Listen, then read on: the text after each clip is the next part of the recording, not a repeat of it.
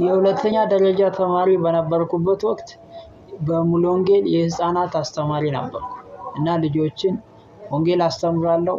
በትርፍ ጊዜ ደግሞ እግር ኳስ አጫውታቸው ነበር።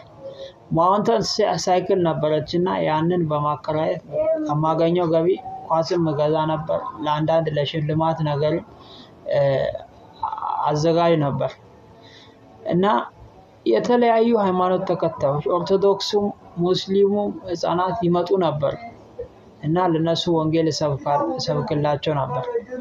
ህንጻ ከመስራት ቤተክርስቲያን ህንጻ ከመስራት ልክ ህፃናትን ኮትኩታ ማሳደግና ማሰልጠን ደቀ መዝሙርት ማድረግ ይህ በጣም አሪፍ ውጤታማ ስራ ነው። እና እንደዛ እየሆንኩ እያለ የዩኒቨርሲቲ መግቢያ ውጤት መጣልኝ እና ዩኒቨርሲቲ ያው ልንገባ ዲፓርትመንት መምረጥ አለብን እና እኔ በዚህ ዲፓርትመንት በስፖርት ዲፓርትመንት ለመማር ወሰንኩ። ግን ብዙ ጓደኞቼ የትኛው ዲፓርትመንት ነው የሚያበላው በሚለው የሚያበላውን ብዙ ገንዘብ የሚያስገኘውን ዲፓርትመንት ይመርጡ ነበር። አንዱ እንዲህ አለመስ አንዱ የትኛውን ትመርጣለህ ሲል አይ እኔ ብቻ ሽሮ ያብላኝና የትም ይሁን ብቻ እኔ ኑሮ መኖር ነው የምፈልገው አለ። የሱ ሐሳብ በጣም የወረደ ሐሳብ ይመስላል ግን ልክ ነው ያለው። ብዙ ገንዘብ የሚያስገኘውን ዲፓርትመንት የመረጡ ሰዎች ኢቭን ከመንግስት የበሉትን ምግብ እንኳን መክፈል አቅቷቸው ስራ አጥተው ቤት ተቀምጠዋል። ይሄ ግን ልክ ነው ያለው እና በአንደኛ ጢሞቴዎስ ምዕራፍ 6 ከቁጥር 8 ላይ ወደ ዓለም ምንም እንኳን አላመጣንም አንዳችም ልንወስድ አይቻለንም ምግብና ልብስ ከኖረን ግን እርሱ ይበቃናል ይላል።